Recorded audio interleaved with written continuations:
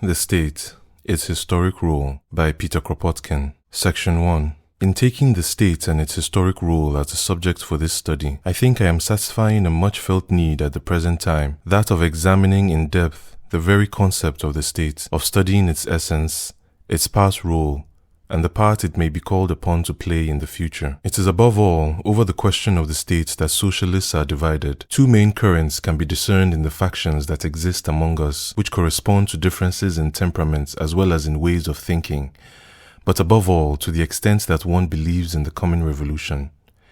There are those, on the one hand, who hope to achieve the social revolution through the state by preserving and even extending most of its powers to be used for the revolution. And there are those like ourselves who see the state both in its present form, in its very essence, and in whatever guise it might appear, an obstacle to the social revolution, the greatest hindrance to the birth of a society based on equality and liberty, as well as the historic means designed to prevent this blossoming. The latter work to abolish the state and not to reform it. It is clear that the division is a deep one. It corresponds with two divergent currents which in our time are manifest in all philosophical thought, in literature as well as in action. And if the prevailing views on the state remain as obscure as they are today, there is no doubt whatsoever that when, and we hope soon, communist ideas are subjected to practical application in the daily life of communities, it will be on the question of the state that the most stubborn struggles will be waged. Having so often criticized the state as it is today, it behooves one to seek the reason for its emergence, to study in depth its past role, and to compare it with institutions that it has replaced. Let us first of all be agreed as to what we wish to include by the term the state. There is of course the German school, which takes pleasure in confusing state with society. This confusion is to be found among the best German thinkers, and many of the French who cannot visualize society without a concentration of the state, and it is for this reason that anarchists are generally upbraided for wanting to destroy society and of advocating a return to the permanent war of each against all. However, to argue in this way is to overlook altogether the advances made in the domain of history in the past 30 or so years. It is to overlook the fact that man lived in societies for thousands of years before the state had been heard of. It is to forget that so far as Europe is concerned, the state is of recent origin. It barely goes back to the 16th century. And finally, it is to ignore that the most glorious periods in man's history are those in which civil liberties and communal life had not yet been destroyed by the state, and in which large numbers of people lived in communes and free federations. The state is only one of the forms assumed by society in the course of history. Why then make no distinction between what is permanent and what is accidental? On the other hand, the state has also been confused with government. Since there can be no state without government, it has sometimes been said that what one must aim at is the absence of government and not the abolition of the state. However, it seems to me that state and government are two concepts of a different order. The state idea means something quite different from the idea of government. It not only includes the existence of a power situated above society, but also of a territorial concentration as well as the concentration in the hands of a few of many functions in the life of societies. It implies some new relationships between members of society which did not exist before the formation of the state. A whole mechanism of legislation and of policing has to be developed in order to subject some classes to the domination of others. This distinction, which at first sight might not be obvious, emerges especially when one studies the origins of the state. Indeed, there is only one way of really understanding the state, and that is to study its historic development. And this is what we shall try to do. The Roman Empire was a state in the real sense of the word. To this day it remains the legist's ideal. Its organs covered a vast domain with a tight network. Everything gravitated towards Rome. Economic and military life, wealth, education, nay, even religion. From Rome came the laws, the magistrates, the legions to defend the territory, the prefects and the gods. The whole life of the empire went back to the Senate, later to the Caesar, the all-powerful omniscient god of the empire. Every province, every district had its capital in miniature, its small portion of Roman sovereignty to govern every aspect of daily life. A single law, that imposed by Rome, dominated that empire, which did not represent a confederation of fellow citizens, but was simply a herd of subjects. Even now, the legist and the authoritarian still admire the unity of that empire, the Unitarian spirit of its laws, and as they put it, the beauty and harmony of that organization. But the disintegration from within, hastened by the barbarian invasion, the extinction of local life which could no longer resist the attacks from outside on the one hand, nor the canker spreading from the center on the other, the domination by the rich who had appropriated the land to themselves, and the misery of those who cultivated it, all these causes reduced the empire to a shambles, and on these ruins a new civilization developed, which is now ours. So if we leave aside the civilization of antiquity and concentrate our attention on the origin and developments of this young barbarian civilization, right up to the times when in its turn it gave birth to our modern states, we will be able to capture the essence of the state better than we had directed our studies to the Roman Empire, or to that of Alexander of Macedonia, or again the despotic monarchies of the East. In using, for instance, these powerful barbarian overthrowers of the Roman Empire as our point of departure, we will be able to retrace the evolution of our whole civilization from its beginnings and up to its statal phase. Section 2. Most philosophers of the 18th century had very elementary ideas on the origin of societies. According to them, in the beginning, mankind lived in small, isolated families, and perpetual warfare between them was the normal state of affairs. But one day, realizing at last the disadvantages of their endless struggles, men decided to socialize. A social contract was concluded among the scattered families who willingly submitted themselves to an authority which, need I say, became the starting point as well as the initiator of all progress. And does one need to add, since we have been told as much at school, that our present governments have so far remained in their noble role as the salt of the earth, the pacifiers and civilizers of the human race?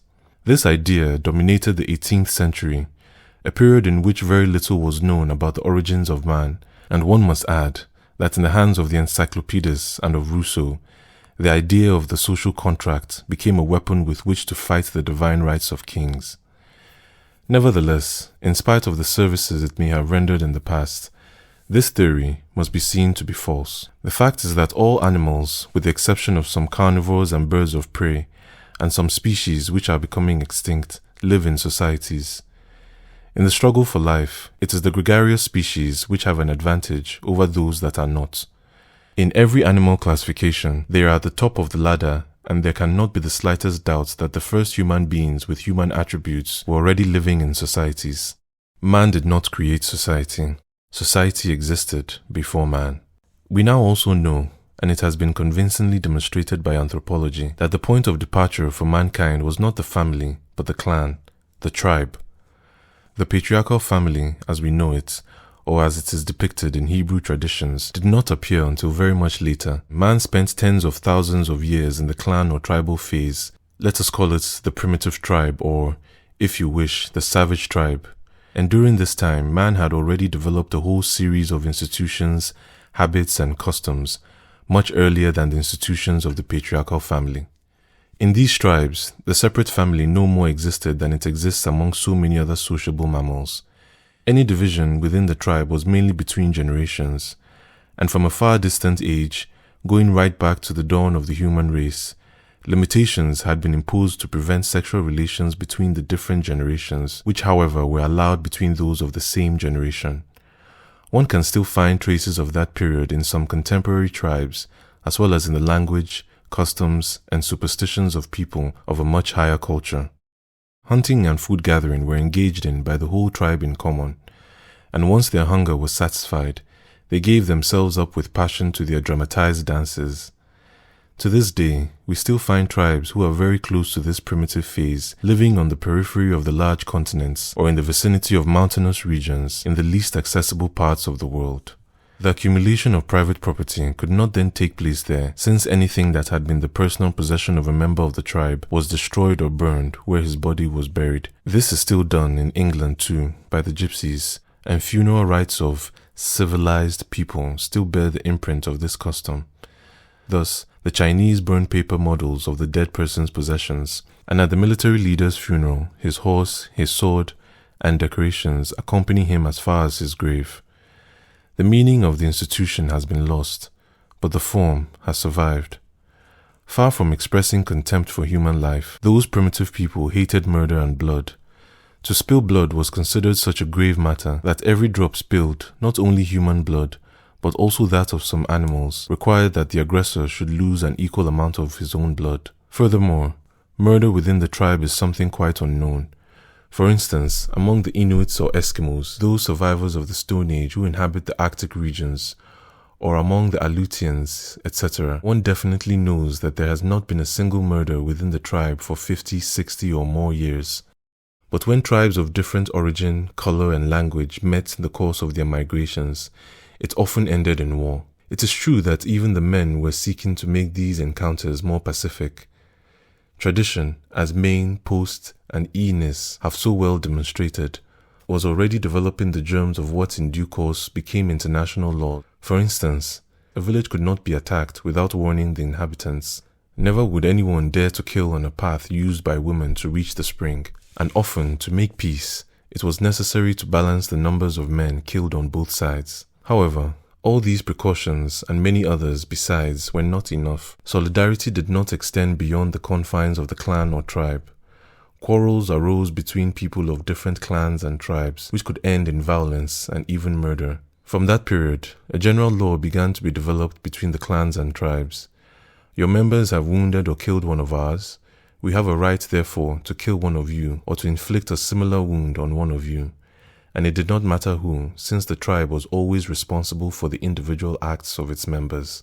The well-known biblical verses, blood for blood, an eye for an eye, a tooth for a tooth, a wound for a wound, a life for a life, but no more, as Koningsvater put it so well, owe their origin to them. It was their concept of justice, and we have no reason to feel superior, since the principle of a life for a life, which prevails in our codes, is only one of its many survivals. It is clear that a whole series of institutions, and many others I shall not mention, as well as a complete code of tribal morality, were already developed during this primitive phase. And this nucleus of sociable customs was kept alive by usage, custom, and tradition only. There was no authority with which to impose it. There can be no doubt that primitive society had temporary leaders. The sorcerer, the rainmaker, the learned men of that age sought to profit from what they knew about nature in order to dominate their fellow beings. Similarly, he who could more easily memorize the proverbs and songs in which all tradition was embodied became influential. At popular festivals, he would recite these proverbs and songs, in which were incorporated the decisions that had been taken on such and such an occasion by the people's assembly in such and such a connection. In many a small tribe, this is still done, and dating from that age, these educated members sought to ensure a dominant role for themselves by communicating their knowledge only to the chosen few, to the initiates. All religions, and even the arts, and all trades have begun with mysteries, and modern research demonstrates the important role that secret societies of the initiates play to maintain some traditional practices in primitive clans. Already, the germs of authority are present there. It goes without saying that the courageous, the daring, and above all, the prudent also became the temporary leaders in the struggles with other tribes or during migrations. But there was no alliance between the bearer of the law, the one who knew by heart the tradition and past decisions, the military chief, and the sorcerer, and the state was no more part of these tribes than it is of the society of bees or ants, or of our contemporaries, the Patagonians and the Eskimos. Nevertheless, that phase lasted for many thousands of years, and the barbarians who overran the Roman Empire had also gone through this phase and were only just emerging from it. In the early centuries of our era, there were widespread migrations of the tribes and the confederations of tribes that inhabited Central and Northern Asia. Waves of small tribes driven by more or less civilized peoples who had come down from the high table lands of Asia. They themselves had probably been driven away by the rapid desiccation of these plateaux, spread all over Europe, each driving the other and being assimilated in their drive towards the west. In the course of these migrations, in which so many tribes of different origins became assimilated, the primitive tribe which still existed among most of the savage inhabitants of Europe could not avoid disintegration. The tribe was based on a common origin and the cult of common ancestors, But to which common origin could these agglomerations of people appeal when they emerged from the confusion of migrations, drives, intertribal wars, during which here and there one could already observe the emergence of the paternal family, the nucleus formed by the exclusive possession by some of women worn or carried off from neighboring tribes? The old ties were broken, and to avoid disruption, which in fact did occur for many tribes which disappeared forever, new links had to be forged, and they were established through the communal possession of the land, of the territory on which each agglomeration had finally settled. The possession in common of a particular area, of this small valley or those hills, became the basis for a new understanding. The ancestral gods lost all meaning, so then local gods of that small valley or this river or that forest gave their religious sanction to the new agglomerations by replacing the gods of the original tribe. Later Christianity, always willing to adjust to pagan survivals, made them into local saints. Henceforth, the village community, consisting entirely or partly of individual families, all united, however, by the possession in common of the land, became the essential link for centuries to come. Over vast areas of Eastern Europe, Asia, and Africa, it still survives. The barbarians, Scandinavians, Germans, Slavs, etc., who destroyed the Roman Empire lived under such an organization, and by studying the codes of the barbarians of that period, as well as the confederations of village communities that exist today among the Kabyles, the Mongols, the Hindus, the Africans, etc., it has been possible to reconstruct in its entirety that form of society which was the starting point of our present civilization as it is today. Let us therefore have a look at this institution. Section 3. The village community consisted then, as it still does, of individual families, but all the families of the same village owned the land in common. They considered it as their common heritage and shared it among themselves on the basis of the size of each family, their needs, and their potential. Hundreds of millions of human beings still live in this way in Eastern Europe, India, Java, etc. It is the same kind of system that has been established in our time by Russian peasants freely in Siberia, as soon as the state gave them a chance to occupy the vast Siberian territory in their own way. Today, the cultivation of the land in a village community is carried out by each individual household independently.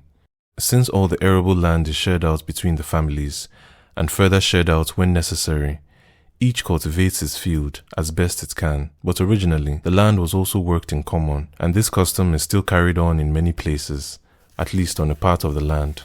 As to the clearing of woodland and the thinning of forests, the construction of bridges, the building of small forts and turrets for use as places of safety in the event of invasion, all these activities were carried out on a communal basis, just as hundreds of millions of peasants still do where the village commune has held out against the encroachments of the state. But consumption, to use the modern term, was already operating on a family basis, each family having its cattle, its kitchen garden, and stores. The means, both for hoarding and for handing down goods and chattels accumulated through inheritance, had already been introduced. In all its affairs, the village commune was sovereign.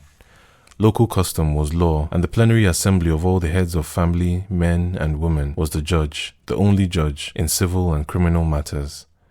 When an inhabitant had lodged a complaint against another and stuck his knife in the ground at the place where the commune normally assembled, the commune had to find the sentence, according to local custom, once the fact of an offense had been established by the juries of the two parties in litigation.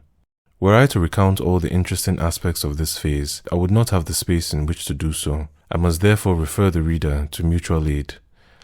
Suffice it to mention here that all the institutions which states were to seize later for the benefit of minorities, that all notions of law that exist in our codes which have been mutilated in favor of minorities, and all forms of judicial procedure, insofar as they offer guarantees to the individual, had their beginnings in the village commune. So when we imagine that we have made great advances in introducing, for instance, the jury, all we have done is to return to the institution of the so-called barbarians after having changed it to the advantage of the ruling classes. Roman law was simply grafted to customary law. The sense of national unity was developing at the same time through large free federations of village communes. The village commune, being based on the possession in common and very often in the cultivation in common of the land, and being sovereign both as judge and legislator of customary law, satisfied most of the needs of the social being. But not all its needs. there were still others that had to be satisfied.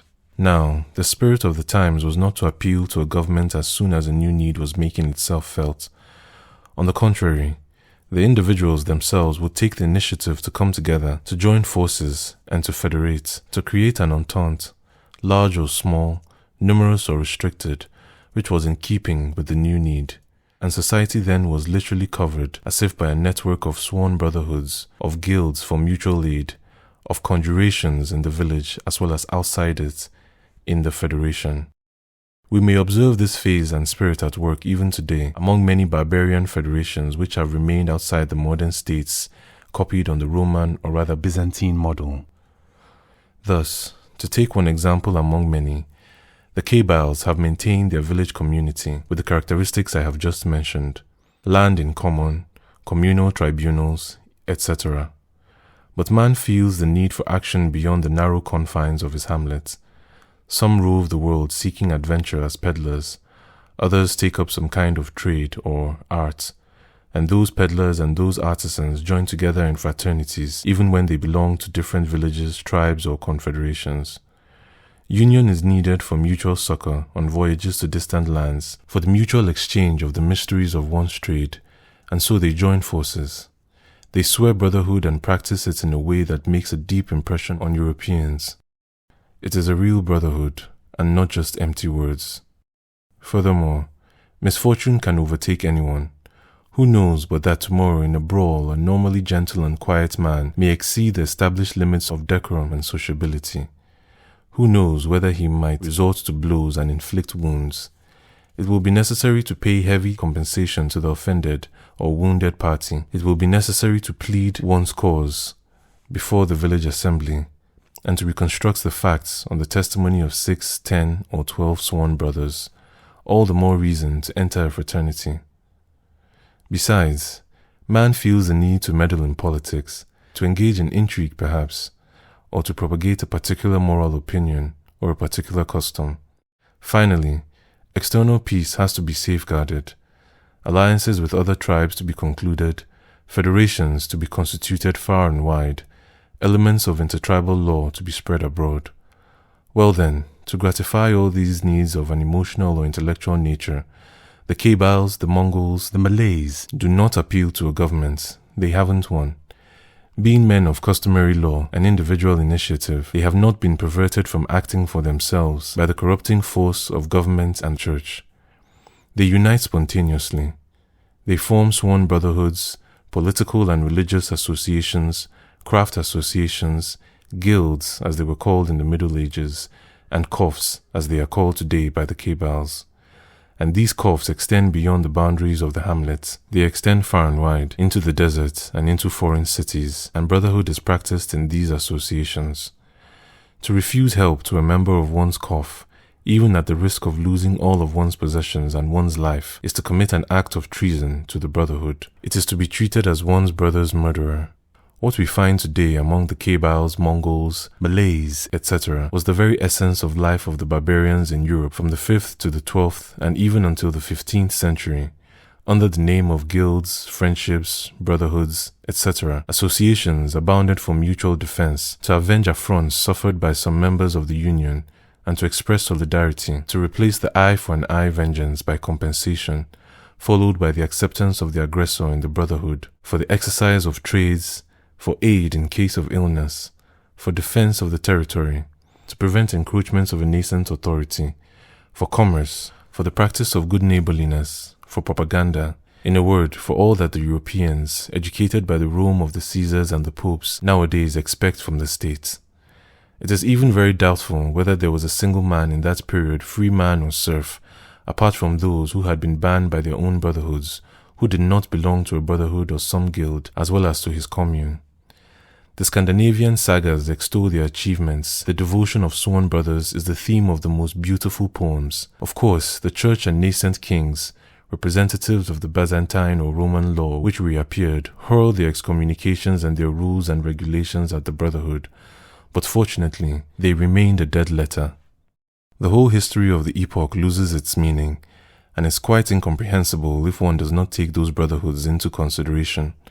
These unions of brothers and sisters which sprang up everywhere to deal with the many needs in the economic and personal lives of the people. In order to appreciate the immense progress achieved by this double institution of village communities and freely sworn brotherhoods outside any Roman Catholic or statist influence, take for instance Europe as it was in the time of the barbarian invasion and compare it with that which it became in the 10th and 11th centuries. The untamed forest is conquered and colonized, villages cover the country and are surrounded by fields and hedges and protected by small forts interlinked by paths crossing the forests and the marshes. In these villages, one finds the seeds of industrial arts and discovers a whole network of institutions for maintaining internal and external peace. In the event of murder or woundings, the villagers no longer seek, as in the tribe, to eliminate or to inflict an equivalent wound on the aggressor or even one of his relatives or some of his fellow villagers. Rather is it the brigand lords who still adhere to that principle. Hence their wars without end. Whereas, among villagers, compensation, fixed by arbiters, becomes the rule after which peace is re-established and the aggressor is often, if not always, adopted by the family who has been wronged by his aggression. Arbitration for all disputes becomes a deeply rooted institution in daily use, in spite of and against the bishops and the nascent kinglets who would wish every difference should be laid before them or their agents in order to benefit from the fred, the fine formerly levied by the village on the violators of the peace when they brought their disputes before them, and which the kings and bishops now appropriate. And finally, hundreds of villages are already united in powerful federations sworn to internal peace, who look upon their territory as a common heritage and are united for mutual protection. These were the seeds of European nations, and to this day one can still study those federations in operation among the Mongol, the Turco-Finnish, and the Malayan tribes. Meanwhile, black clouds are gathering on the horizon. Other unions of dominant minorities are also established, which seek slowly to make these free men into serfs, into subjects. Rome is dead, but its tradition is reborn, and the Christian Church, haunted by the visions of Eastern theocracies, gives its powerful support to the new powers that seek to establish themselves. Far from being the bloodthirsty beast he was made out to be in order to justify the needs to dominate him, man has always preferred peace and quiet. Quarrelsome rather than fierce, he prefers his cattle, the land, and his huts to soldiering. For this reason, no sooner had the great migrations of barbarians slowed down, no sooner had the hordes and the tribes fortified themselves more or less in their respective territories, than we see that defense of the territory against new waves of emigrants is entrusted to someone who engages a small band of adventurers, hardened warriors or brigands, to follow him, while the overwhelming majority engages in rearing cattle, in working the land.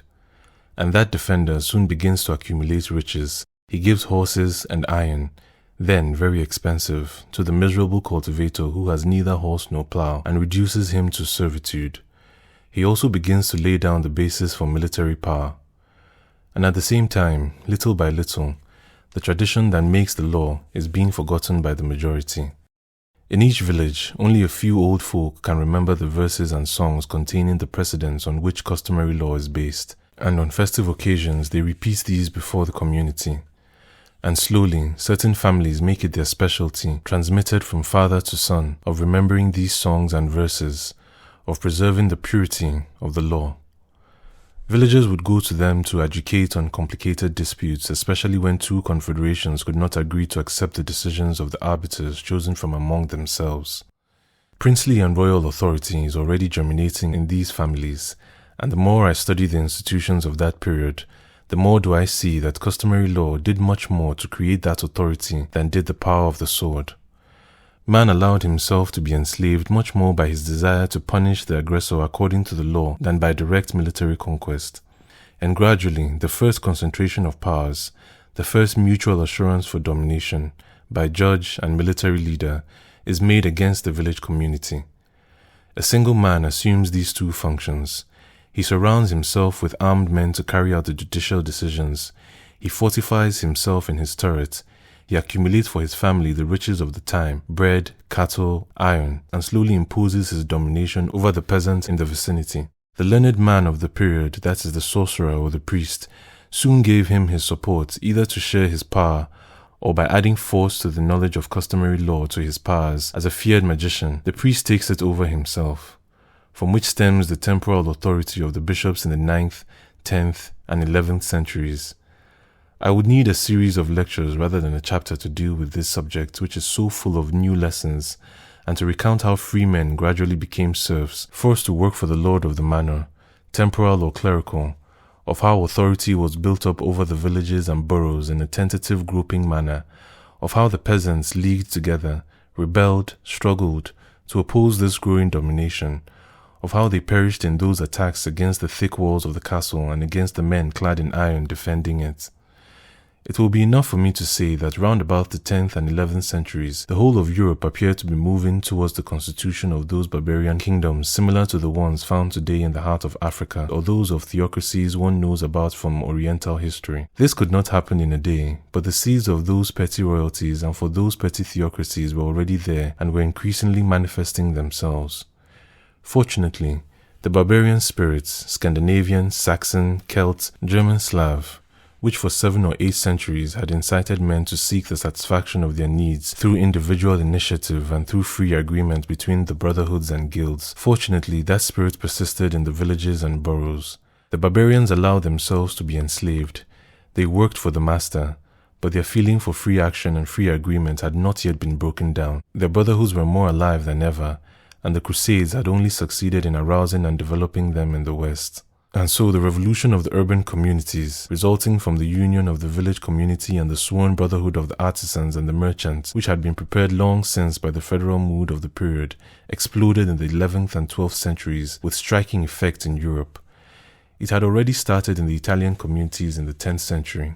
This revolution, which most university historians prefer to ignore or to underestimate, saved Europe from the disaster which threatened it. It arrested the development of theocratic and despotic kingdoms in which our civilization might well have foundered, after a few centuries of pompous splendor, just as did the civilizations of Mesopotamia, Assyria, and Babylon. It opened the way for a new way of life, that of the free communes.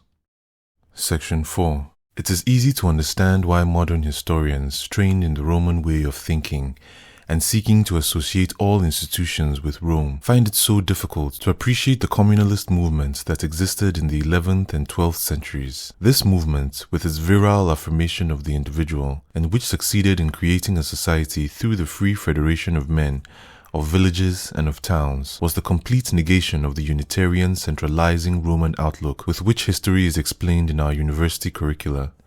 Nor is it linked to any historic personality or to any central institution. It is a natural development, belonging, just as did the tribe and the village community, to a certain phase in human evolution, and not to any particular nation or region. This is the reason why academic science cannot be sensitive to its spirit, and why the Augustin Thierrys and the Sismondis, historians who really had understood the mood of the period, have not had followers in France, where Loucher is still the only one to have taken up, more or less, the tradition of the great historian of the Merovingian and communalist periods. It further explains why, in England and Germany, research into this period as well as an appreciation of its motivating forces are of very recent origin. The commune of the Middle Ages, the free city, owes its origin on the one hand to the village community, and on the other to those thousands of brotherhoods and guilds which were coming to life in that period, independently of the territorial union. As a federation between these two kinds of unions, it was able to assert itself under the protection of its fortified ramparts and turrets. In many regions, it was a peaceful development. Elsewhere, and this applied in general to Western Europe, it was the result of a revolution. As soon as the inhabitants of a particular borough felt themselves to be sufficiently protected by their walls, they made a conjuration. They mutually swore an oath to drop all pending matters concerning slander, violence, or wounding, and undertook, so far as disputes that might arise in the future, never again to have recourse to any judge other than the syndics which they themselves would nominate. In every good neighborly or art guild, in every sworn brotherhood, it had been normal practice for a long time. In every village community, such as had been the way of life in the past, before the bishop and the petty king had managed to introduce and later impose on it its judge. Now, the hamlets and the parishes which make up the borough, as well as the guilds and brotherhoods which developed within it, looked upon themselves as a single amitas, nominated their judges, and swore permanent union between all those groups. A charter was soon drawn up and accepted. If need be, someone would be sent off to copy the charter of some neighboring small community. We know of hundreds of such charters, and the community was set up. The bishop or the prince, who had been until then the judge in the community, and often more or less its master, could, in the circumstances, only recognize the fait accompli, or oppose the new conjuration by force of arms. Often the king, that is the prince who sought to be a cut above the other princes and whose coffers were always empty, would grant the charter for ready cash. Thus he refrained from imposing his judge on the community, while at the same time gaining prestige in the eyes of the other feudal lords. But this was by no means the rule. Hundreds of communes remained active with no other authority than their goodwill, their ramparts, and their lances. In the course of 100 years, this movement spread in an impressively harmonious way throughout Europe, by imitation to be sure, covering Scotland, France, the Low Countries, Scandinavia, Germany, Italy, Poland, and Russia. And when we now compare the charters and the internal organization of all these communities, we are struck by the virtual uniformity of these charters and the organization that grew in the shadow of these social contracts. What a striking lesson for the Romanists and the Hegelians, for whom servitude before the law is only means of achieving conformity in institutions. From the Atlantic to the middle course of the Volga, and from Norway to Sicily, Europe was being covered with such communities, some becoming populated cities such as Florence, Venice, Amiens, Nuremberg, or Novgorod, others remaining struggling villages of 100 or as few as some 20 families, but nevertheless treated as equals by their more prosperous sisters.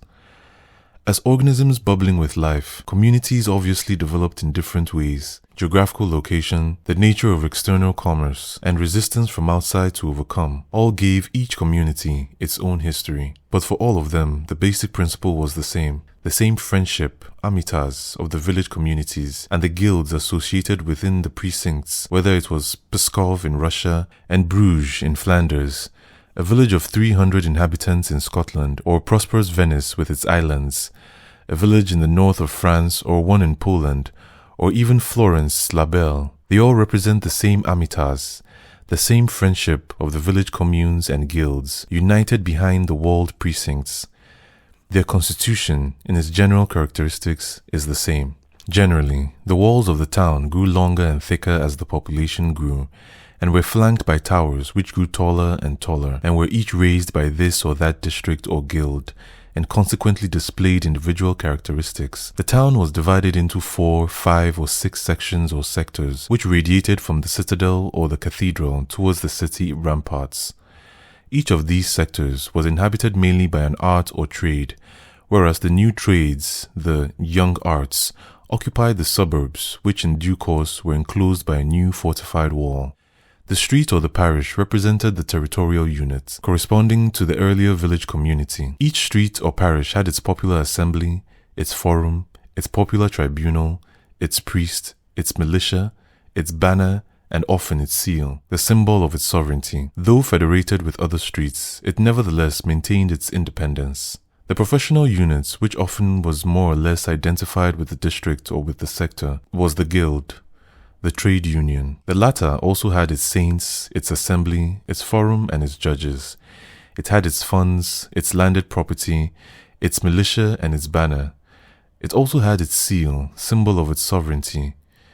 In the event of war, its militia joined, assuming it was considered expedient, with other guilds, and planted its own banner alongside the large banner, carros, of the city. Thus, the city was the union of the districts, streets, parishes, and guilds, and had its plenary assembly in the grand forum, its large belfry, its elected judges, and its banner to rally the militias of the guilds and districts. It dealt with other cities as sovereign, federated with whomever it wished, concluded alliances nationally or even outside the national territory. Thus, the Cinque Ports around Dover were federated with French and Dutch ports across the Channel. The Russian Novgorod was the ally of the Germano-Scandinavian Hansa, and so on. In its external relations, each city possessed all the attributes of the modern state. From that period onwards, what came to be known later as international law was formed by free contracts and subject to sanction by public opinion in all the cities, just as later it was to be more often violated than respected by the states. On how many occasions would a particular city, unable to find the sentence in a particular complicated case, send someone to seek the sentence in a neighboring city?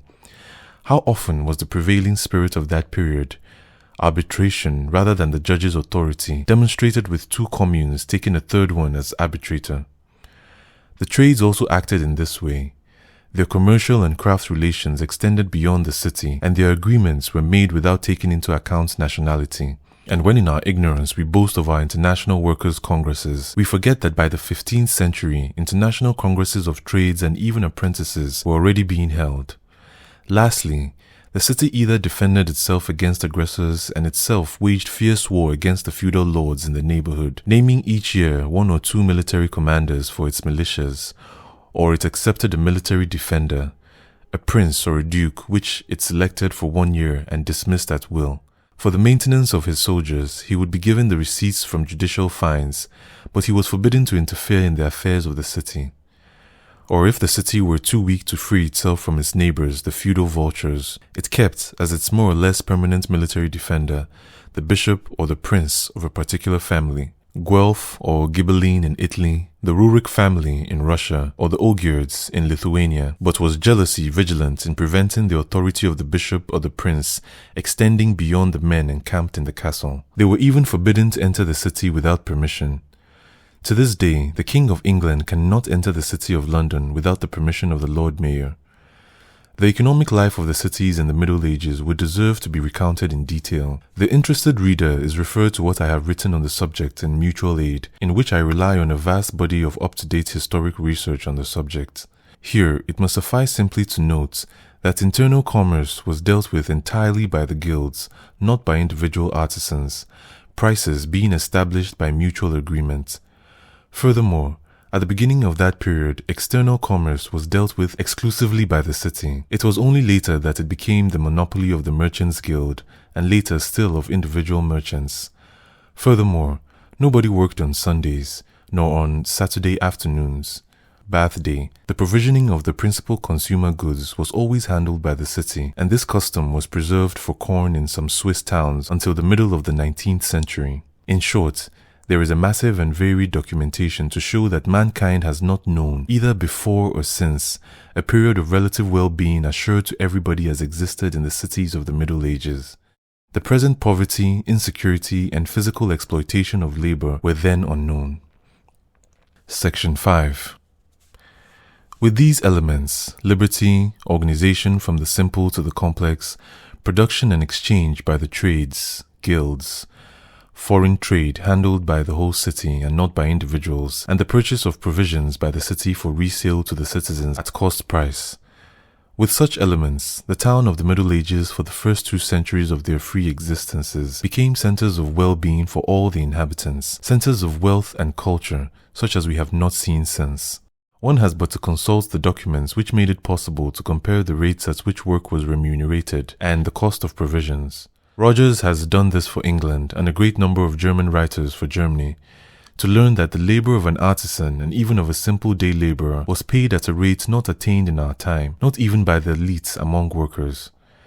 The account books of colleges of the University of Oxford, which covers 7 centuries beginning at the 12th, and some of English landed estates, as well as those of a large number of German and Swiss towns, are there to bear witness.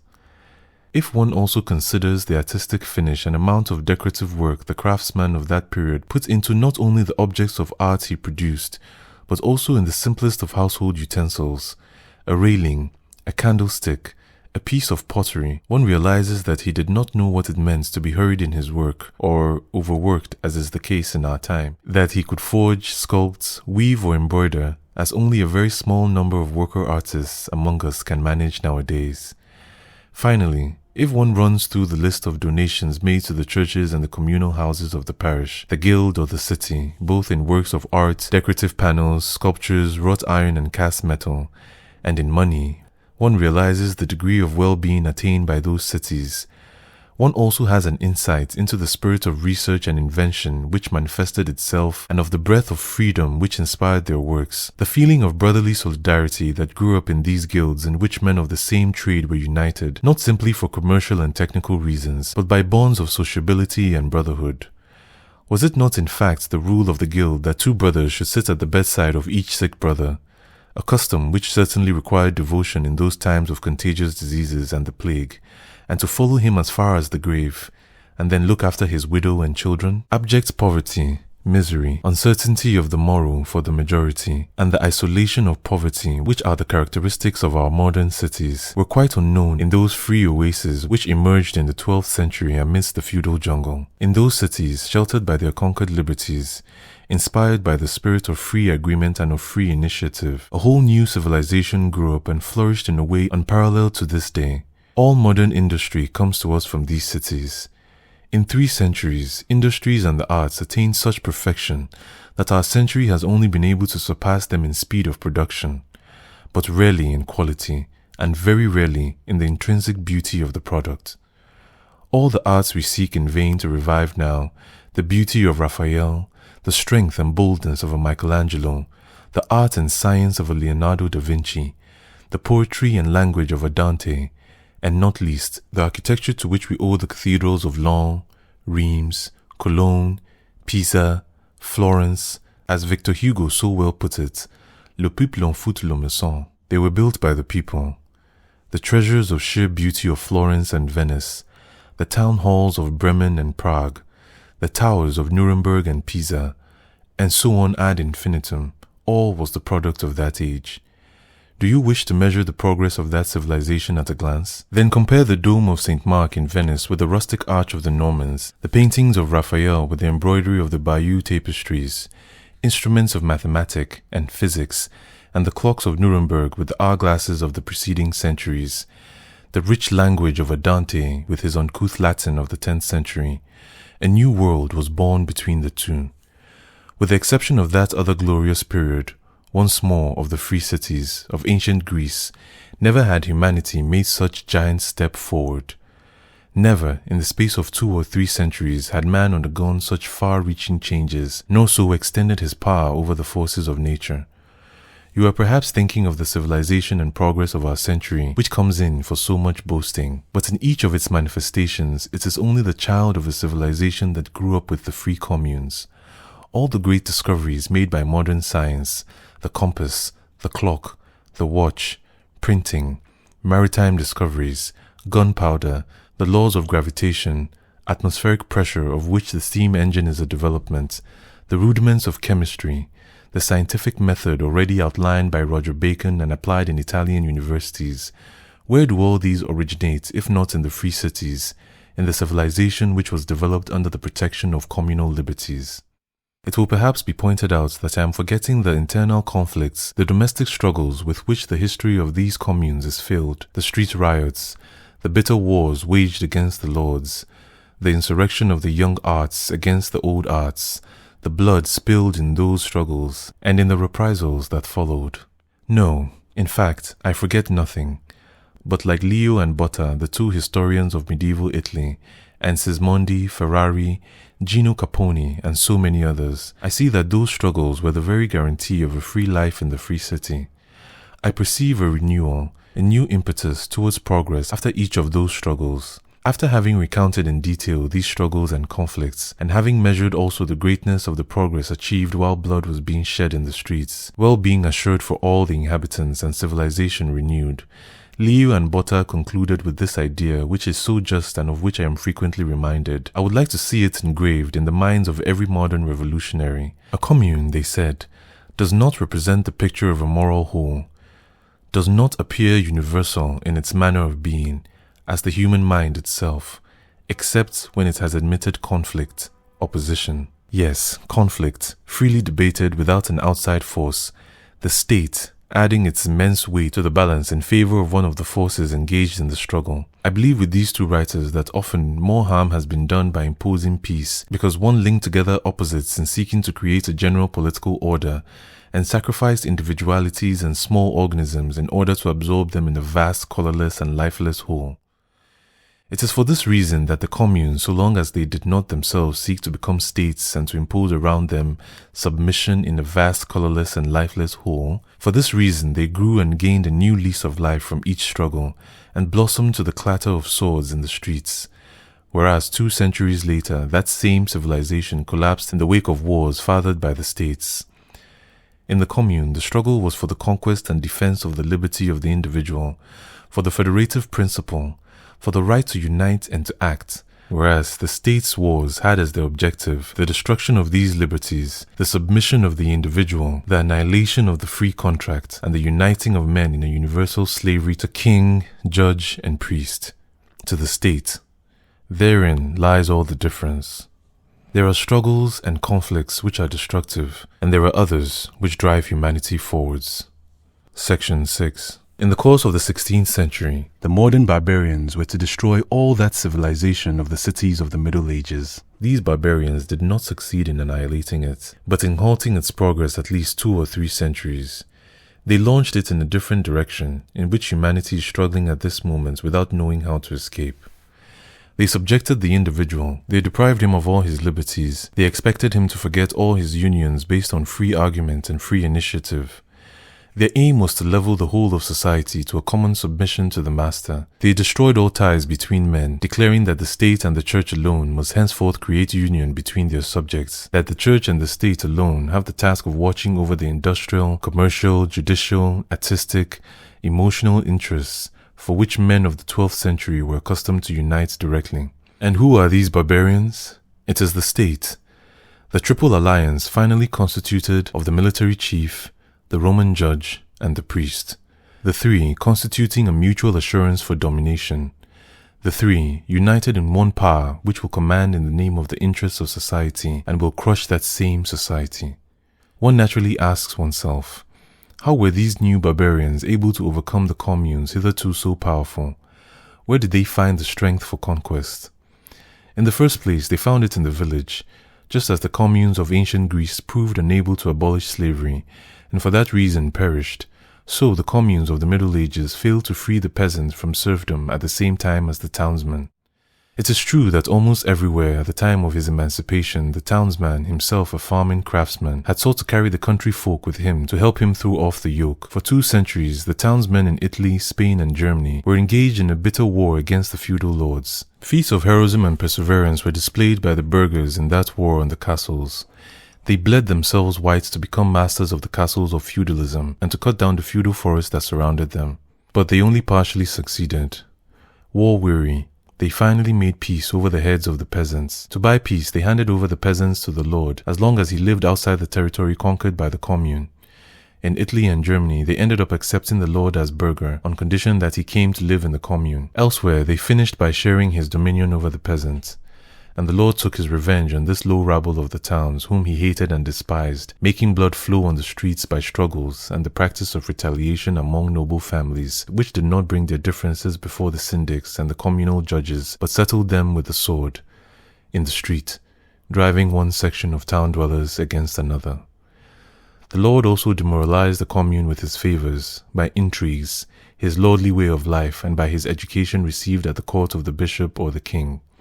He induced it to share his ambitions, and the burgher ended by imitating the lord. He became in his turn a lord, he too getting rich from distant commerce or from the labor of the serfs penned up in the villages. After which, the peasant threw in his lot with the kings, the emperors, budding Tsars, and the popes, when they set about building their kingdoms and subjecting the towns, where the peasants did not march under their orders, neither did he oppose them. It is in the country, in a fortified castle situated in the middle of rural communities, that monarchy slowly came to be established. In the 12th century, it existed in name only, and we know today what to think of the rogues, leaders of small bands of brigands who adorn themselves with that name. A name which in any case, as Augustin Thierry has so well observed, didn't mean very much at the time, when there were the king, the superior, the senior of the law courts, the king of the nets among fishermen, the king of the beggars. Slowly, gropingly, a baron who was favorably situated in one region and more powerful or more cunning than the others would succeed in raising himself above his confreres. The church hastened to support him, and by force, scheming, money, sword, and poison if need be, one such feudal baron would grow in power at the expense of the others. But royal authority never succeeded in constituting itself in any of the free cities which had their noisy forum, their Tappian rock, or their river for the tyrants. It succeeded in towns which had grown in the bosom of the country. After having sought in vain to constitute this authority in Rheims or in Loan, It was in Paris, an agglomeration of villages and boroughs surrounded by a rich countryside which had not yet known the life of free cities. It was in Westminster, at the gates of the populous city of London. It was in the Kremlin, built in the center of rich villages on the banks of the Moskva River, after having failed in Suzdal and Vladimir, but never in Novgorod, Pskov, Nuremberg, Long, or Florence, that royal authority was consolidated. The peasants from the surroundings supplied the nascent monarchies with food, horses, and men. Commerce, royal and not communal in this case, added to their wealth. The church surrounded them with its attention. It protected them, came to their aid with its wealth, invested for them in their local saint and his miracles.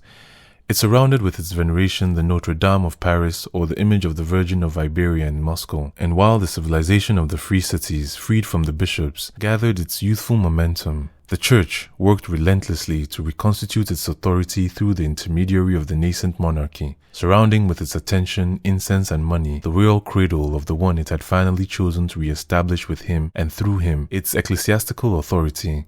In Paris, Moscow, Madrid, and Prague, you see the church bending over the cradle of royalty, a lighted torch in her hand, the executioner by her side. Hard-working and tenacious, strengthened by her statist education, leaning on the man of strong will or cunning, whom she would look for in no matter what class of society, made for intrigue and versed in Roman and Byzantine law, you can see her unrelentingly marching towards her ideal, the absolute Judaic king who nevertheless obeys the high priest, the secular arm at the orders of the ecclesiastical power. In the 16th century, this slow labor of the two conspirators is already operating at full force. A king already dominates his rival fellow barons, and this power will soon be directed against the free cities to crush them in their turn. Besides, the towns of the 16th century were no longer what they had been in the 12th, 13th, and 14th centuries. Born of the Libertarian Revolution, they nevertheless lacked the courage or the strength to spread their ideas of equality to the neighboring countryside, not even to those who had come later to settle in the city precincts, those sanctuaries of freedom where they created the industrial crafts. In every town, one finds a distinction being drawn between the families who made the revolution of the 12th century, simply known as the families, and those who came later and established themselves in the city. The old merchant guild would not hear of accepting newcomers. It refused to absorb the young arts into the commercial field, and from the simple steward to the city that it was in former times, when it carried out the external trade for the whole city. It became the middleman who got rich on his own account through foreign trade. It imported oriental ostentation. It became moneylender to the city, and later joined the city lord and the priest against the lower orders, or instead it looked to the nascent king for support of its rights to enrichment and its commercial monopoly. Once commerce becomes personal, the free city is destroyed. Moreover, the guilds of the old trades, which at the beginning made up the city and its government, do not wish to recognize the same rights for the young guilds established later by the new crafts. The latter have to conquer their rights by a revolution, and it is what they do everywhere. But whereas in some cities that revolution is a starting point for renewal of all aspects of life as well as the arts, this is so clearly seen in Florence. In other cities, it ends in the victory of the Popolo Grasso over the Popolo Basso by a crushing repression with mass deportations and executions, especially when the seigneurs and priests interfere. And need one add that the king will use as a pretext the defense of the lower classes in order to crush the fat classes and to subjugate both once he has become master of the city. And then the cities had to die, even when men's ideas had changed. The teaching of canonic law and Roman law had modified people's way of thinking. The 12th century European was fundamentally a federalist. As a man of free enterprise and of free understanding, of associations which were freely sought and agreed to, he saw in himself the point of departure for the whole of society. He did not seek safety through obedience, nor did he ask for a savior for society. The idea of Christian and Roman discipline was unknown to him, but under the influence of the Christian Church, always in love with authority, always anxious to be the one to impose its dominion over the souls, and above all the work of the faithful, and on the other hand, under the influence of Roman law, which by the 12th century had already appeared at the courts of the powerful lords, the kings and the popes, and soon became the favorite subjects at the universities. Under the influence of these two teachings, which are so much in accord even though originally they were bitter enemies, minds became corrupted as the priest, Herod the legislator, took over. Man fell in love with authority. If a revolution of the lower trades took place in a commune, the commune would call for a savior, thus saddling itself with a dictator, a municipal Caesar. It would grant him full powers to exterminate the opposition party, and he took advantage of the situation, using all the refinements in cruelty suggested to him by the church or those borrowed from the despotic kingdoms of the Orient. He would no doubt have the support of the church. Has she not always dreamed of the biblical king who will kneel before the high priest and be his docile instrument? Has she not always hated with all her force the rationalist ideas which breathed in the free towns at the time of the first Renaissance, that of the 12th century? Did she not lay her curse on those pagan ideas which brought man back to nature under the influence of the rediscovery of Greek civilization? And later, did she not get the princes to stifle these ideas which in the name of primitive Christianity raised up men against the Pope, the priest and religion in general? Fire, the wheel, and the gibbets, those weapons so dear at all times to the church, were used to crush the heretics.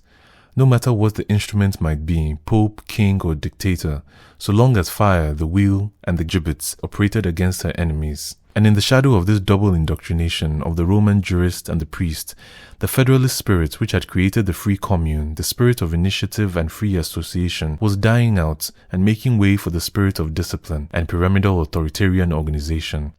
Both the rich and the poor were asking for a savior, and when the savior appeared, when the king, enriched far from turmoil of the forum in some town of his creation, propped up by the inordinately wealthy church and followed by defeated nobles and by their peasants, knocked at the gates of the city, promising the lower classes royal protection against the rich, and to the submissive rich his protection against the rebellious poor, the towns, already undermined by the cancer of authority, lacked the strength to resist him. The great invasions of Europe by waves of peoples who had come once more from the east assisted the rising royalty in this work of concentration of powers. The Mongols had conquered and devastated Eastern Europe in the 13th century, and soon an empire was founded there in Moscow, under the protection of the Khans of Tartary and the Russian Christian Church. The Turks had come to impose themselves in Europe and push forward as far as Vienna, destroying everything in their way. As a result, a number of powerful states were created in Poland, Bohemia, Hungary, and in Central Europe to resist these two invasions. Meanwhile, at the other extremity, the war of extermination waged against the Moors in Spain allowed another powerful empire to be created in Castile and Aragon, supported by the Roman Church and the Inquisition, by the sword and the stake. These invasions and wars inevitably led Europe to enter a new phase, that of military states. Since the communes themselves were becoming minor states, these were bound in due course to be swallowed up by the larger ones. Section 7. The victory of the states over the communes of the Middle Ages and the federalist institutions of the time was nevertheless not sudden. There was a period when it was sufficiently threatened for the outcome to be in doubt. A vast popular movement, religious in its form and expressions but eminently equalitarian and communist in its aspirations, emerged in the towns and countryside of Central Europe. Already, in the 14th century, in 1358 in France, and in 1381 in England, two similar movements had come into being. The two powerful uprisings of the Jacquerie and of Wat Tyler had shaken society to its very foundations. Both, however, had been principally directed against the nobility, and though both had been defeated, they had broken feudal power. The uprising of peasants in England had put an end to serfdom, and the Jacquerie in France had so severely checked serfdom in its developments that from then on the institution simply vegetated, without ever reaching the power that it was to achieve later in Germany and throughout Eastern Europe. Now, in the 16th century, a similar movement appeared in Central Europe under the name of the Hussite Uprising in Bohemia, Anabaptism in Germany, Switzerland, and in the Low Countries. It was, apart from the revolt against the lords, a complete uprising against the state and church, against Roman and canon law, in the name of primitive Christianity. For a long time misrepresented by statist and ecclesiastical historians, this movement is only beginning to be understood today. The absolute freedom of the individual, who must only obey the commands of his conscience, and communism were the watchwords of this uprising, and it was only later, once the state and church had succeeded in exterminating its most ardent defenders and directing it to their own ends, that this movement, reduced in importance and deprived of its revolutionary character, became the Lutheran Reformation. With Luther, the movement was welcomed by the princes, but it had begun as communist anarchism, advocated and put into practice in some places. And if one looks beyond the religious phraseology which was a tribute to the times, one finds in it the very essence of the current of ideas which we represent today. The negation of laws made by the states or said to be divinely inspired. the individual conscience being the one and only law. Commune, absolute master of his destiny, taking back from the laws the communal lands and refusing to pay dues in kind or in money to the state. In other words, communism and equality put into practice. Thus, when Denk, one of the philosophers of the Anabaptist movement, was asked whether nevertheless he recognized the authority of the Bible, he replied that the only rule of conduct which each individual finds for himself in the Bible was obligatory for him. And meanwhile, such vague formulas, derived from ecclesiastical jargon, that authority of the book from which one so easily borrows arguments for and against communism, for and against authority, and so indefinite when it is a question of clearly affirming freedom, did not this religious tendency alone contain the germ for the certain defeat of the uprising? Born in the towns, the movement soon spread to the countryside. The peasants refused to obey anybody, and fixing an old shoe on a pike in the manner of a flag, they would go about recovering the land from the lords, breaking the bonds of serfdom, driving away priest and judge, and forming themselves into free communes. And it was only by the stake, the wheel, and the gibbets, by the massacre of 100,000 peasants in a few years, that royal or imperial power, allied to that of papal or reformed church, Luther encouraging the massacre of the peasants with more virulence than the Pope, that put an end to those uprisings which had for a period threatened the consolidation of the nascent states. Lutheran reform, which had sprung from popular Anabaptism, was supported by the state, massacred the people and crushed the movement from which it had drawn its strength in the beginning. Then, the remnants of the popular wave sought refuge in the communities of the Moravian brothers, who in their turn were destroyed a century later by the church and the state. Those among them who were not exterminated went to seek sanctuary, some in southeastern Russia, the Mennonite community since emigrated to Canada, some to Greenland, where they have managed ever since to live in communities and refusing all service to the state. Henceforth, the state was assured of its existence. The jurist, the priest, and the warlord, joined in an alliance around the thrones, were able to pursue their work of annihilation. How many lies have been accumulated by statist historians in the pay of the state on that period? Indeed, have we not all learned at school, for instance, that the state had performed the great service of creating, out of the ruins of feudal society, national unions which had previously been made impossible by the rivalries between cities? Having learned this at school, almost all of us have gone on believing this to be true in adulthood. And yet, now we learn that in spite of all the rivalries, medieval cities had already worked for 4 centuries toward building those unions through federation, freely consented, and that they had succeeded. For instance, the Union of Lombardy comprised the cities of northern Italy, with its federal treasury in Milan. Other federations such as the Union of Tuscany, the Union of Rhineland, which comprised 60 towns, the federations of Westphalia, of Bohemia, of Serbia, Poland, and of Russian towns, covered Europe. At the time, commercial union of the Hanse included Scandinavian, German, Polish, and Russian towns in all the Baltic basin. There were already all the elements, as well as the fact itself, of large groupings freely constituted. Do you require the living proof of these groupings? You have it in Switzerland. There, the union first asserted itself among the village communes, the old cantons, just as at the same time in France it was constituted in the Lyonnais. And since in Switzerland the separation between town and village had not been as far-reaching as in the countries, where the towns were engaged in large-scale commerce with distant parts, the towns gave assistance to the peasants' insurrection of the 16th century, and thus the union included towns and villages to constitute a federation which continues to this day. But the state, by its very nature, cannot tolerate a free federation. It represents that bogey of all jurists, a state within the state. The state cannot recognize a freely formed union operating within itself. It only recognizes subjects. The state and its sister, the church, arrogate to themselves alone the right to serve as the link between men. Consequently, the state must, perforce, wipe out cities based on the direct union between citizens. It must abolish all unions within the city, as well as the city itself, and wipe out all direct union between the cities. For the federal principle, it must substitute the principle of submission and discipline. Such is the stuff of the state, for without this principle it ceases to be state. And the 16th century, a century of carnage and wars, can be summed up quite simply by this struggle of the nascent states against the free towns and their federations. The towns were besieged, stormed and sacked, their inhabitants decimated or deported. The state in the end wins total victory, and these are the consequences. In the 16th century, Europe was covered with rich cities, whose artisans, masons, weavers and engravers produced marvelous works of art. Their universities established the foundations of modern empirical science. Their caravans covered the continents. Their vessels plowed the seas and rivers. What remained 2 centuries later? Towns with anything from 50,000 to 100,000 inhabitants, and which, as was the case in Florence, had a greater proportion of schools, and in the communal hospitals beds in relation to the population than is the case with the most favored towns today, became rotten boroughs. Their populations were decimated or deported. The state and church took over their wealth. Industry was dying out under the rigorous control of the state's employees. Commerce dead.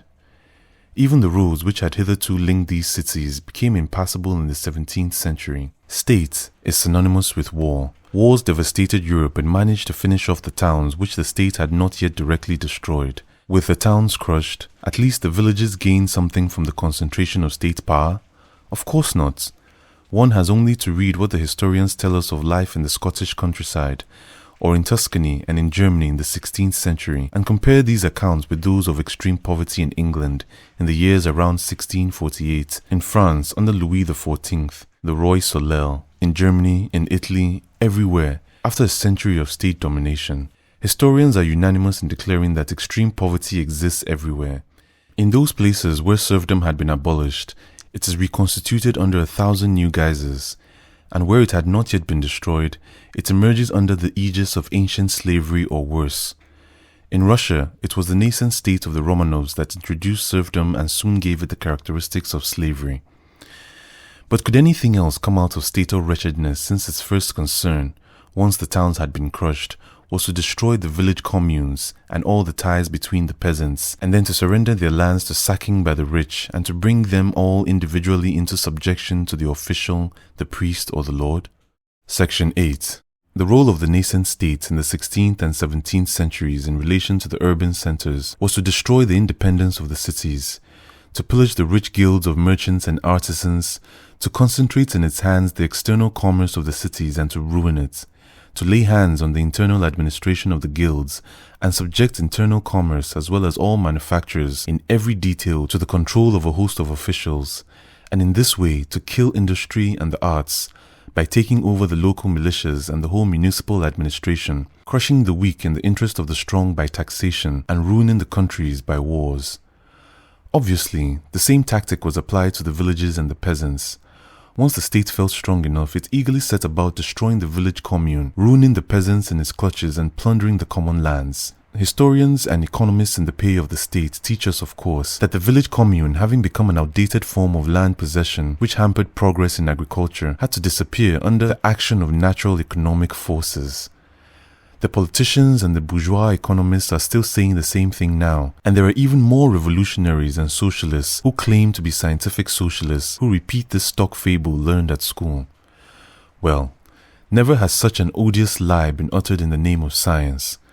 A calculated lie, since history abounds with documents to prove for those who want to know, and for France it would simply suffice to consult Dalot that in the first place the state deprived the village commune of all its powers, its independence, its judicial and legislative powers, and that afterwards its lands were either simply stolen by the rich with the connivance of the state or confiscated by the state directly. In France, the pillage started in the 16th century and followed its course at a greater pace in the following century. From 1659, the state started taking the communes under its wing, and one has only to refer to Louis XIV's edict of 1667 to appreciate on what a scale communal goods were already being pillaged during that period.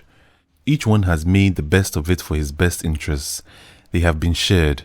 To fleece the communes, one made use of fictitious debts, the Roi Soleil said in that edict, and 2 years later he confiscated all the commune's income to his own advantage.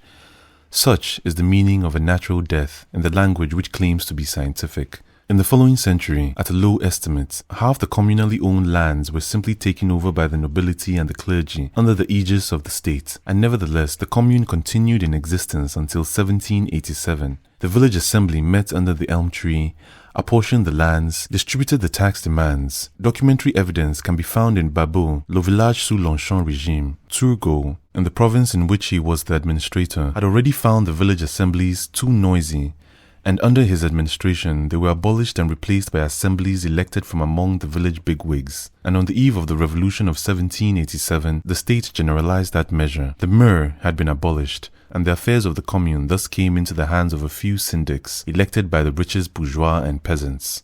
The Constituent Assembly lost no time in confirming this law in December 1789, and the bourgeois took the place of the lords to divest the communes of what communal lands remained to them.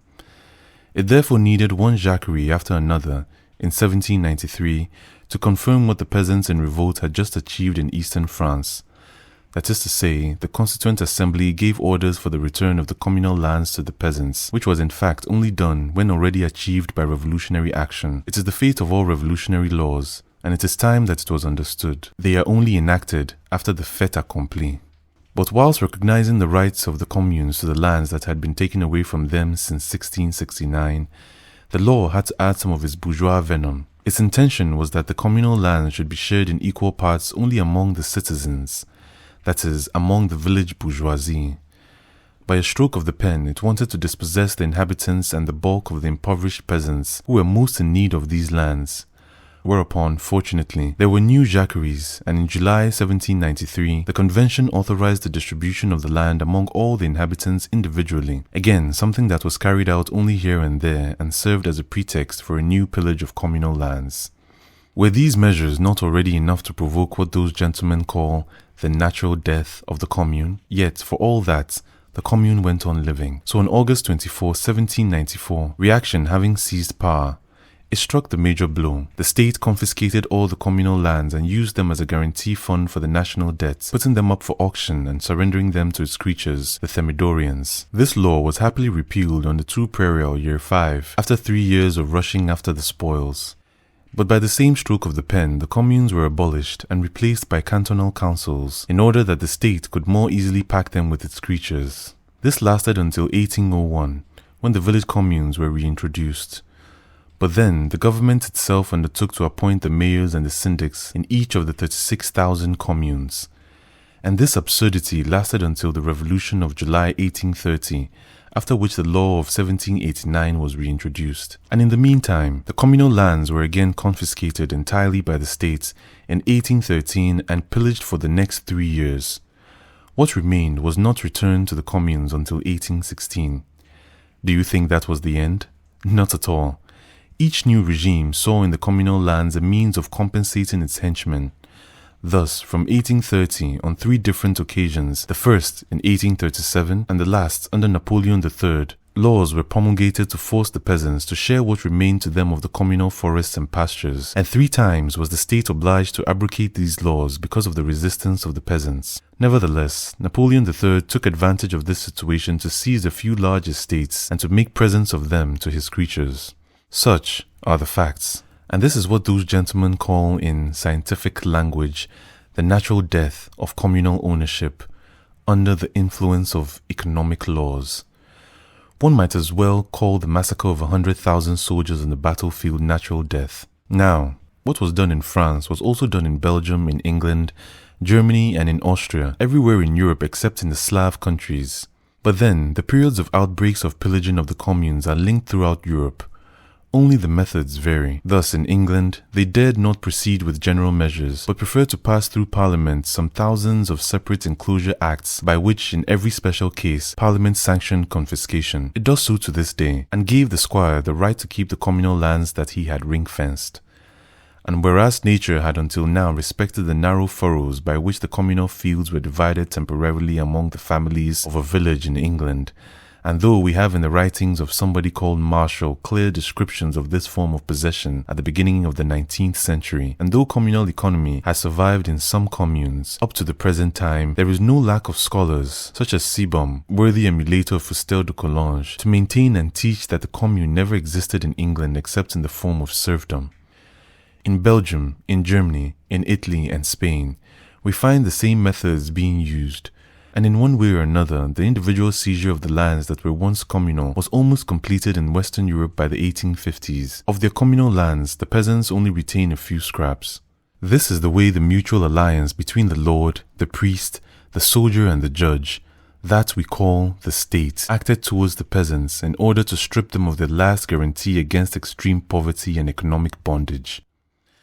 But while the state was condoning and organizing this pillage, could it respect the institution of the commune as an organ of local affairs? Obviously it could not.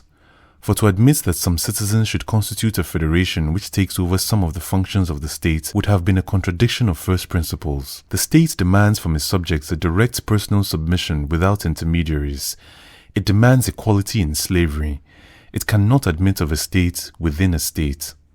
Thus, as soon as the state began to be constituted in the 16th century, it sought to destroy all the links which existed among the citizens, both in the towns and in the villages. Where it tolerated, under the name of municipal institutions, some remnants of autonomy, never of independence, it was only for fiscal reasons and to reduce correspondingly the central budget, or also to give the bigwigs of the province a chance to get rich at the expense of the people, as was the case in England, quite legally until recent years, and to this day, in its institutions and customs. This is understandable. Local affairs are a matter of customary law, whereas the centralization of powers is a matter of Roman law. The two cannot live side by side. The latter had to destroy the other. It is for this reason that under the French regime in Algeria, when a Kabyle Jemma, a village commune, wants to plead for its lands, each inhabitant of the commune must lodge a personal complaint with the tribunals, who will deal with 50 or 200 isolated cases rather than accept the commune's collective plea. The Jacobin Code, developed in the Code Napoleon, hardly recognizes customary law, preferring Roman or rather Byzantine law. It is for this reason again in France that when the wind blows down a tree onto the national highway, or a peasant whose turn it is to repair the communal lane prefers to pay 2 or 3 francs to a stonebreaker to do it, from 12 to 15 employees of the Ministries of the Interior and of Finance have to be involved, and more than 50 documents pass between these austere functionaries before the tree can be sold, or before the peasant can receive permission to hand over his 2 or 3 francs to the communal treasury. Those who may have doubts as to the veracity of this statement will find these 50 documents listed and duly numbered by M. Tricoche in the Journal des Économistes, April 1893. That was, of course, under the Third Republic, for I am not talking about the barbaric procedure of the ancient regime, which was satisfied with 5 or at the most 6 documents, but the scholars will tell you that in more barbaric days, the control by the state was a sham. And were it only paperwork, it would only mean, after all, 20,000 officials too many, and another billion added to the budget, a mere trifle for the lovers of order and alignment. But at the bottom of all this is something much worse. There is the principle that destroys everything. Peasants in the village have a large number of interests in common: household interests, neighborhood, constant relationships. They are inevitably led to come together for 1,000 different things. But the state does not want this, nor can it allow them to join together. After all, the state gives them the school and the priest, the gendarme and the judge. This should be sufficient. And if other interests arise, they can be dealt with through the usual channels of state and church. Thus, until 1883, villagers in France were strictly prohibited from combining, be it only for the purpose of bulk buying of chemical fertilizers or the irrigation of their meadows.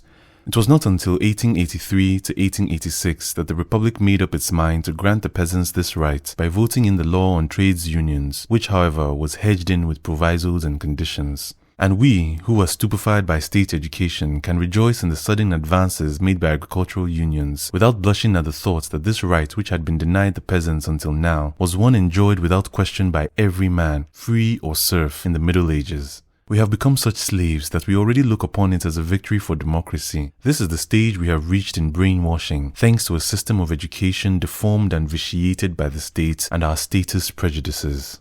Section 9.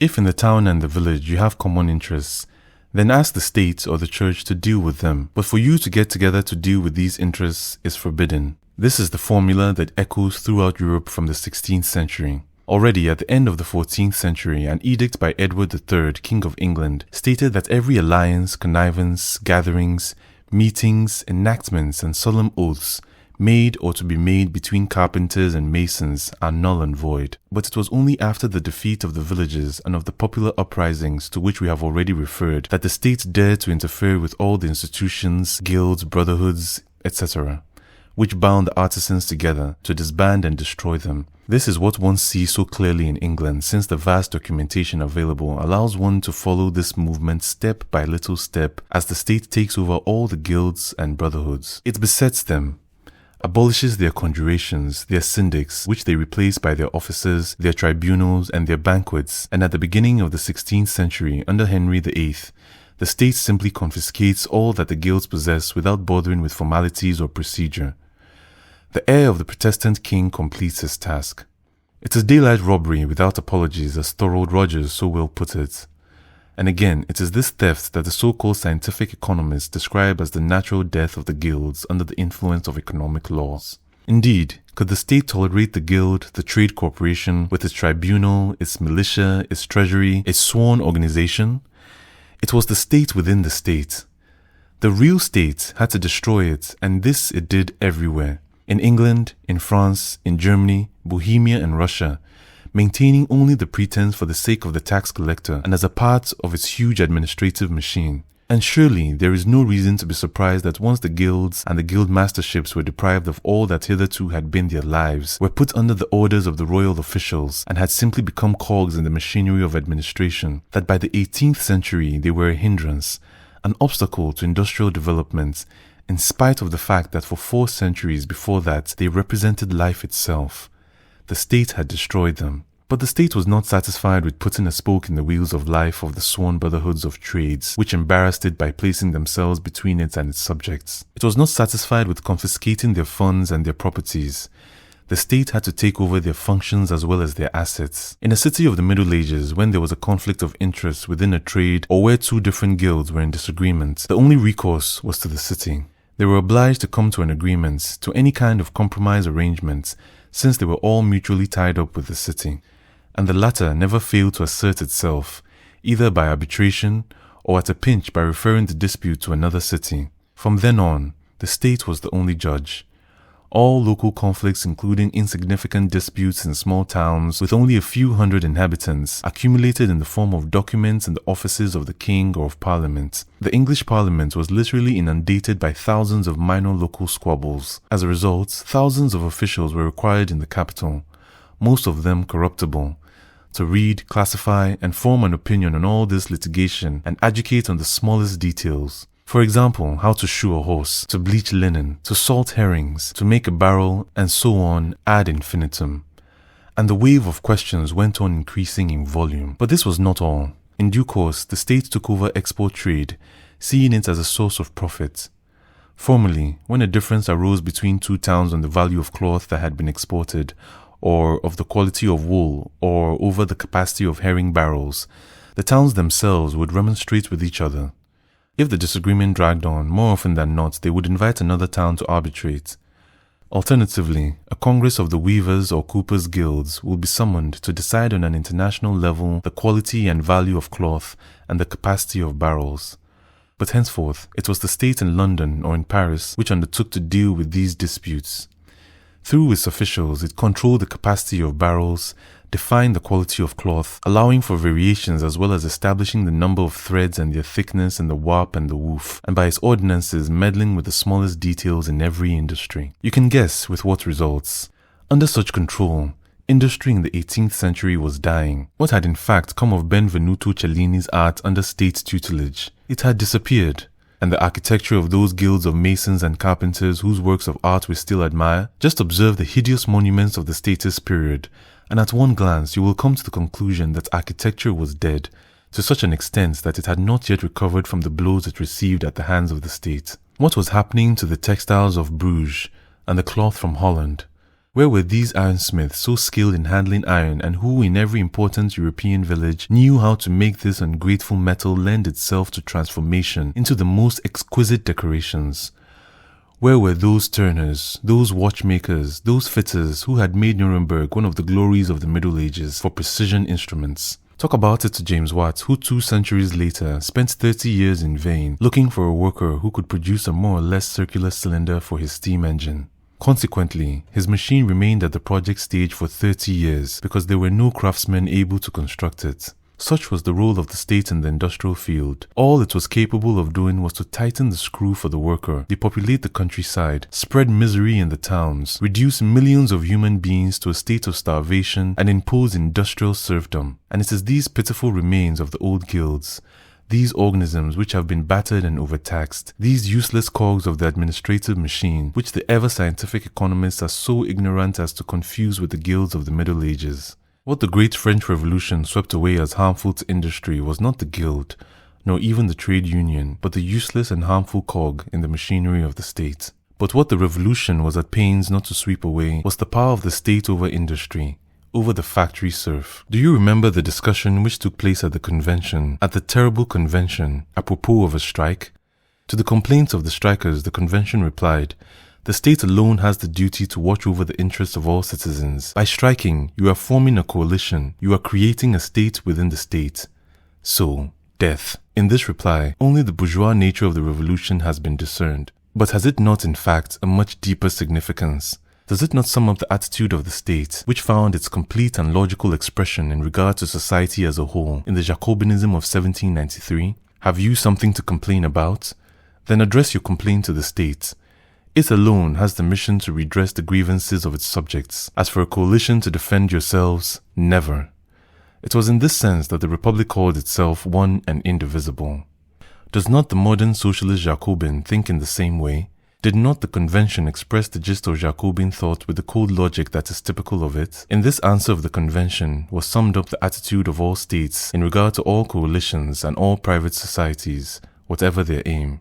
In the case of the strike, it is a fact that in Russia it is still considered a crime of high treason. In most of Germany too, where Willem would say to the miners, "Appeal to me, but if ever you presume to act for yourselves, you will taste the swords of my soldiers." Such is still almost always the case in France, and even in England, only after having struggled for a century by means of secret societies, by the dagger for traitors and for the masters, by explosive powders under machines as late as 1860, by emery powder poured into grease boxes and so on, did British workers begin to win the right to strike, and will soon have it altogether if they don't fall into the traps already set for them by the state, in seeking to impose compulsory arbitration in return for an 8-hour day. More than a century of bitter struggles. And what misery!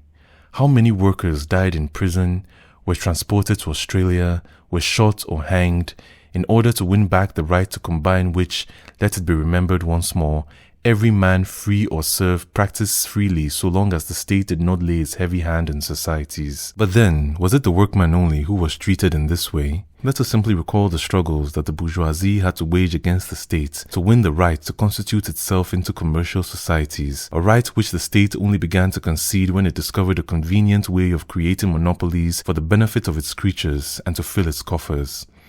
Think of the struggle for the right to speak, think, or write, other than the way the state decrees through the academy, the university, and the church. Think of the struggles that have had to be waged to this day in order to be able to teach children to read, a right which the state possesses but does not use. Even the struggles to secure the right to enjoy oneself in public, not to mention those which should be waged in order to dare to choose one's judge and one's laws, a thing that was in daily use in other times, nor the struggles that will be needed before one is able to make a bonfire of that book of infamous punishments invented by the spirit of the Inquisition and of the despotic empires of the Orient, known under the name of the Penal Code. Observe next taxation, an institution originating purely with the state.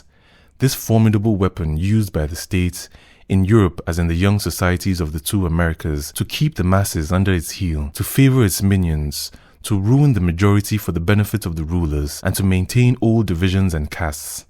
Then take the wars without which states can neither constitute themselves nor maintain themselves, wars which became disastrous and inevitable the moment one admits that a particular region, simply because it is part of a state, has interests opposed to those of its neighbors who are part of another state. Think of past wars and of those that subjected people will have to wage to conquer the right to breathe freely, the wars for markets, the wars to create colonial empires, and in France we unfortunately know only too well that every war, victorious or not, is followed by slavery. And finally, what is even worse than all that has just been enumerated is the fact that the education we all receive from the state, at school and after, has so warped our minds that the very notion of freedom ends up being lost and disguised in servitude. It is a sad sight to see those who believe themselves to be revolutionaries unleashing their hatred on the anarchist just because his views on freedom go beyond their petty and narrow concepts of freedom learned in the state school. And meanwhile, this spectacle is a reality. The fact is that the spirit of voluntary servitude was always cleverly cultivated in the minds of the young, and still is, in order to perpetuate the subjection of the individual to the state. Libertarian philosophy is stifled by the Roman and Catholic pseudo-philosophy of the state. History is vitiated from the very first page, where it lies when speaking of the Merovingian and Carolingian monarchies, to the last page where it glorifies Jacobinism and refuses to recognize the role of the people in creating the institutions. Natural sciences are perverted in order to be put at the service of the double idol, church-state. Individual psychology, and even more that of societies, are falsified in each of their assertions in justifying the triple alliance of soldier, priest, and judge. Finally, morality, after having preached for centuries obedience to the church, or the book, achieves its emancipation today only to then preach civility to the state. No direct moral obligations towards your neighbor, nor even any feeling of solidarity. All your obligations are to the state. We are told, we are taught, in this new cult of the old Roman and Caesarian divinity. The neighbor, the comrade, the companion, forget them. You will henceforth only know them through the intermediary of some organ or other of your state, and every one of you will make a virtue of being equally subjected to it. And the glorification of the state and of its discipline, for which the university and the church, the press and the political parties labor, is propagated so successfully that even revolutionaries dare not look this fetish straight in the eye. The modern radical is a centralist, statist and rabid Jacobin, and the socialist falls into step. Just as the Florentines at the end of the 15th century knew no better than to call on the dictatorship of the states to save themselves from the patricians, so the socialists can only call upon the same gods, the dictatorship of the state, to save themselves from the horrors of the economic regime created by that very same state. Section 10. If one goes a little deeper into these different categories of phenomena which I have hardly touched upon in this short outline, one will understand why, seeing the state as it has been in history, and as it is in essence today, and convinced that a social institution cannot lend itself to all the desired goals, since, as with every organ, it developed according to the function it performed, in a definite direction and not in all possible directions, one will understand, I say, why the conclusion we arrive at is for the abolition of the state. We see it in the institution, developed in the history of human societies, to prevent the direct association among men, to shackle the development of local and individual initiative, to crush existing liberties, to prevent their new blossoming. All this in order to subject the masses to the will of minorities. And we know, an institution which has a long past, going back several thousand years, cannot lend itself to a function opposed to history, for which and by which it was developed in the course of history. To this absolutely unshakable argument for anyone who has reflected on history, what reply do we get? One is answered with an almost childish argument. The state exists and represents a powerful ready-made organization. Why not use it instead of wanting to destroy it? It operates for evil ends, agreed. But the reason is that it is in the hands of the exploiters. If it were taken over by the people, why would it not be used for better ends for the good of the people? Always the same dream. That of the Marquis de Posa in Schiller's drama seeking to make an instrument of emancipation out of absolutism. Or again, the dream of the gentle Abbé Pierre in Zola's Rome, wanting to make of the church the lever for socialism. How sad it is to have to reply to such arguments. For those who argue in this way either haven't a clue as to the true historic role of the state, or they view the social revolution in such a superficial and painless form that it ceases to have anything in common with their socialist aspirations. Take the concrete example of France. All thinking people must have noticed the striking fact that the Third Republic, in spite of its republican form of government, has remained monarchist in essence. We have all reproached it for not having republicanized France. I am not saying that it has not done anything for the social revolution, but that it has not even introduced a morality. That is an outlook which is simply republican. For the little that has been done in the past 25 years to democratize social attitudes, or to spread a little education, has been done everywhere in all the European monarchies under pressure from the times through which we are passing. Then where does this strange anomaly of a republic which has remained a monarchy come from? It arises from the fact that France has remained a state and exactly where it was 30 years ago. The holders of power have changed the name, but all that huge ministerial scaffolding, all that centralized organization of white-collar workers, all this aping of the Rome of the Caesars which has developed in France, all that huge organization to assure and extend the exploitation of the masses in favor of a few privileged groups, which is the essence of the state institution, all that has remained. And those wheels of bureaucracy continue as in the past to exchange their 50 documents when the wind has blown down a tree onto the highway and to transfer the millions deducted from the nation to the coffers of the privileged. The official stamp on the documents has changed, but the state, its spirit, its organs, its territorial centralization, its centralization of functions, its favoritism, and its role as creator of monopolies have remained. Like an octopus, they go on spreading their tentacles over the country. The Republicans, and I am speaking of the sincere ones, had cherished the illusion that one could utilize the organization of the state to effect a change in a Republican direction, and these are the results.